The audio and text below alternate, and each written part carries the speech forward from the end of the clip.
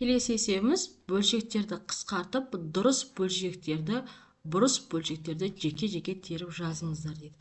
Бірінші бізде 8-ден 6 бөлшегі берілген, ол бізде дұрыс бөлшек. Себебі бөлшектің алымы бөліміне қарағанда кіші сан. Енді оны қысқартайық, 2 санны қысқартайық, 4-тен 3-ке тең болады.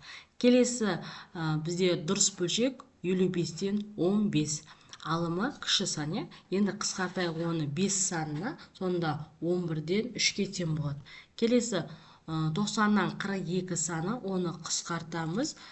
Так, бізде 6 санына қысқартайық, сонда 15-ден 7-ге тең болады. Келесі 60-тан 16. Бұл да бізде дұрыс бөлшек. Оны қысқартамыз 4-ке, 15-ден 4-ке тең болады екен.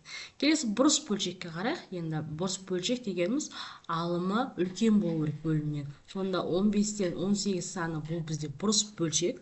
Оны 3-ке қысқартсақ 5-тен 6-ға тең болады. Дәл солай 21-ден 21. Бұл да бізде бұрыс бөлшек. Оны қысқартамыз 21 санының өзіне, сонда 1-ден 1-ге тең болады. Келесі 36-тан 44 саны. Оны қысқартамыз 4-ке, 9-дан 11-ге тең болады екен. Енді келесі 403 есепті шығарайық. Бұл жерде натурал санды бұрыс бөлшек түрінде жазыңыздар дейді. Натурал сан 3 болу үшін бөлшектің бөлімі 4-ке тең болу керек. Сонда 3 шығу үшін бөлшектің бөлімі 4 болатын болса, алымына 12 санын қоямыз. Сонда 12-ні 4-ке бөлсек 3-ке тең болады. Дәл солай бөлшектің бөлімі 4 болу керек. Алымда тұрған санды табу керекпіз. Натурал санымыз 5-ке тең болу үшін 20 болады. Яғни 20-ны 4-ке бөлсек 5-ке тең болады. Дәл солай 4-ке бөлеміз. Қандай санды? Нәтижесі 8-ге тең болу керек. Ол үшін 32 санын қоямыз. 32 санын 4-ке бөлсек 8-ге тең болады. Келесі бөлшектің бөлімінде 4 болады. Алымда тұрған санды табу керек. Натурал сан 10-ға тең болу үшін. Онда 40-қа тең болады екен.